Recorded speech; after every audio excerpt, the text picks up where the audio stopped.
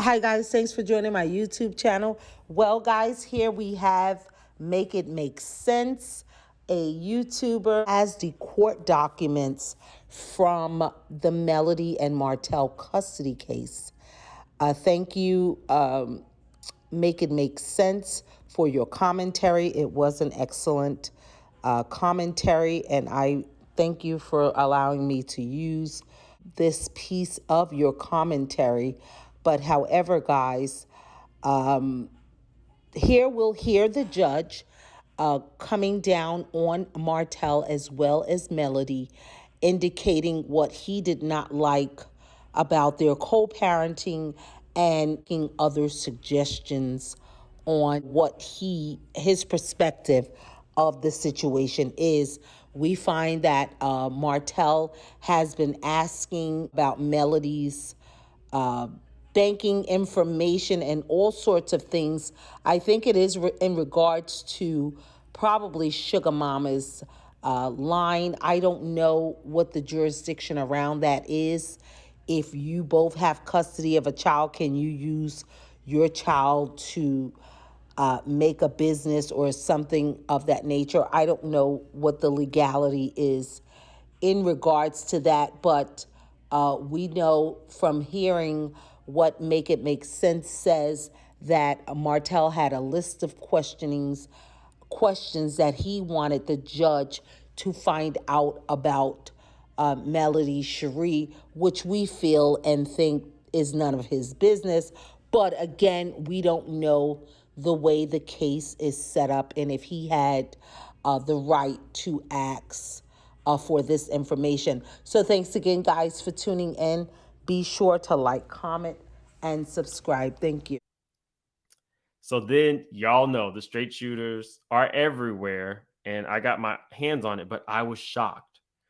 It says, since the inception of the current litigation, both parents at various times have demonstrated to the court an inability to co-parent and have displayed an inability to follow the court's orders. So they're getting on both of them. This court has had to address this behavior through staunch admonishments in open court to both parents, as well as the entry of sanction orders against the father. But sanction could just be you didn't turn in like your paperwork on time. So that's not too bad. During the current trial, the court has found the testimony of both parents to be less than genuine. Layman's terms, y'all both aren't honest. What?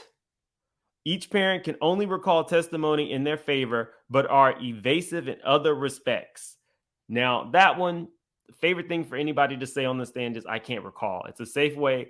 Nobody is going to get up there and really want to tell you anything about themselves that is negative. What they're going to want to do is tell you all the positives. So I think this judge is a little sassy and high strung, like Kim Phil's husband. But anyway, actually, I think it's a woman, to be honest with you. Regardless of the frankness of their testimony, the court acknowledges that the father has made positive strides and is placing his children's best interest first. So the judge is actually praising Martel and goes on to say, however, the court cannot find the same for the mother. In this late stage of litigation, the mother has continued to demonstrate to this court an inability to co-parent. She has blocked the father from her previous cell phone on multiple occasions and, by her own admission, blocked him for periods in excess of a month. So this is where I'm like, wow, you're really going in on Melody. Now, what has happened with Melody on this show is she's kind of become the face of someone who has been like wronged, survived, and thrived. So she has a group of people who follow her called the Millimeters. And for the Millimeters, in my opinion, they look at Melody as somebody who has been through a lot of adversity. Your husband cheated on you on national TV, had a baby on you, didn't even want the mistress after you guys broke up. And her businesses have thrived. Everything that she has wanted to do, I think skincare, she's a singer.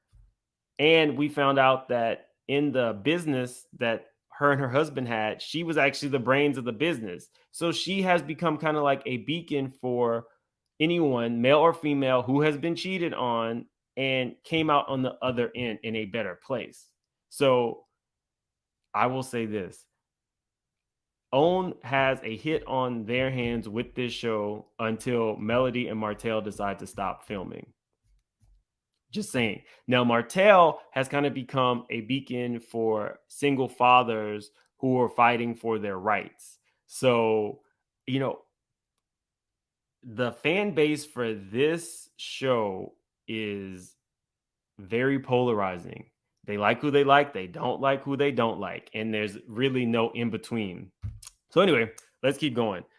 I was shocked, and I will get into a little bit of why I was shocked at the end of this video, because there is some stuff currently going on with Martell and Melody that we got to talk about. Um, for the most part, I'm not going to get into all of the specifics of all these orders, but that was pretty shocking. And um, the kids are not allowed to film. Let me pull that up.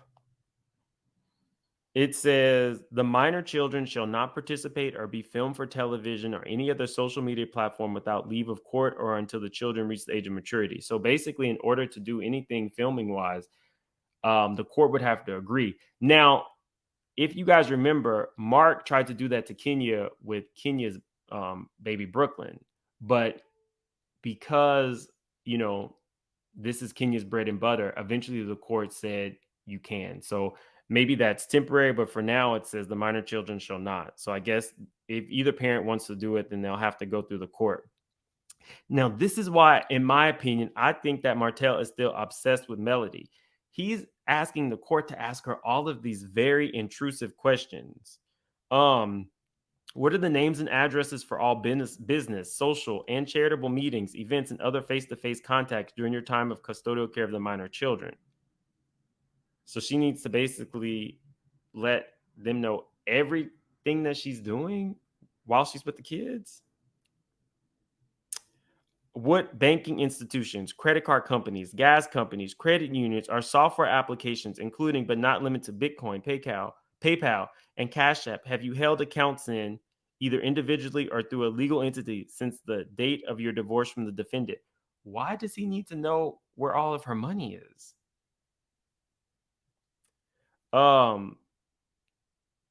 What nature and kind of business interest in which you were involved with? This is after the divorce. Have you ever struck, slapped, kicked, or used any type of physical force against a defendant or any of your children? Have you ever threatened to strike, slap, kick, or harm the defendant or any of your children or family members? Have you ever been arrested? Like, wouldn't you know if she's been arrested? Like, to me, some of these questions, are you trying to embarrass her? Y'all, I'm a straight shooter, but I call it like I see it. And I see these questions coming from his side. I don't see these questions coming from her side, which is it's a little weird to me. How many times did you meet a person for romantic or reasons during your custodial times with your minor children since the divorce from the defendant? Why is she required to tell him in the court system who she's messed with? To me, that feels like, oh, because his stuff with Ariane came out, now you got to put your stuff out. I don't like that.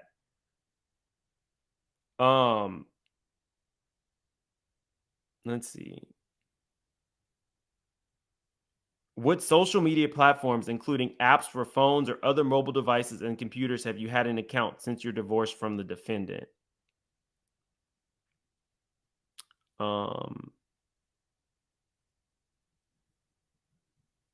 What is your username and passwords to all social media platforms listed? You want her to give up all of her accounts. That's why if you watch the episode, she's on a burner phone. I don't like that at all. Here's the thing. I agree with the courts when they say, a parent should have access to their children, whether it's their week or not, even if it's for a phone call. I agree with that. Y'all, I'm a straight shooter. However, if Melody is saying that let me let you hear what Melody had to say, because I'll give you my opinion after you hear what she had to say. Shout out to I Am Janesh, who got the interview. She had some interesting things to say about Martell still wanting her. Parenting is so important, especially when we're talking about African American kids. Yeah. How is that working out for you guys? Unfortunately, it hasn't been the best. And I think that when you talk about effective co-parenting, you have to have two people who, first of all, understand and have the same goal. So if you have one who's wanting a situation of reconciliation and you have one that's not, when those disappointments happen, right, then you end up having an issue with the co-parenting, because then there's the difficulty that starts happening. They start being super difficult, start being disrespectful, and it just makes it tough. Like, being like, to be honest with you, what, a week and a half, 2 weeks ago, he sent me 10 dozen roses. I thought he was Shari from Real Housewives of Atlanta. Ooh. 10 dozen roses. Now they stayed in the garage. Wait, what? He sent you what? Huh? That's not co-parenting. Sending somebody 10 dozen roses? But I know it's weird. And so you feel like he wants you back? Not feel like, you know. I know, absolutely. And so it's just, I said we could co-parent better if you let this piece of us go, so that we can, it can get to a point where it's like, hey, I'm going, we're going to take the kids, bring your boo, I bring my boo, let's have, go have a good trip together, or go out to eat together. But you're not going to get there if you stay in that place, and that place has been long gone. Yeah, I cannot believe it. He seemed like I want to be happy and I've moved on. Yeah. So to me, when I combine the questions that he's trying to make the court ask her, and the fact that he's still sending her roses, you're supposed to be dating Shari, and let me just talk to you.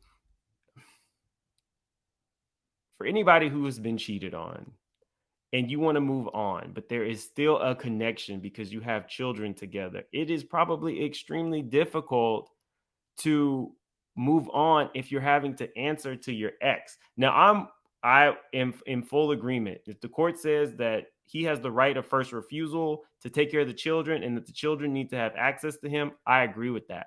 But in terms of access to her, it should be limited to conversations about the children if that's what she wants. So I'm really surprised that the judge would put all this in court documents, just because what is she like? What is the person supposed to do who has moved on from that? So is she supposed to still have to take phone calls where maybe just start recording the calls and then take those to the judge? Because I don't think that that's fair. I thought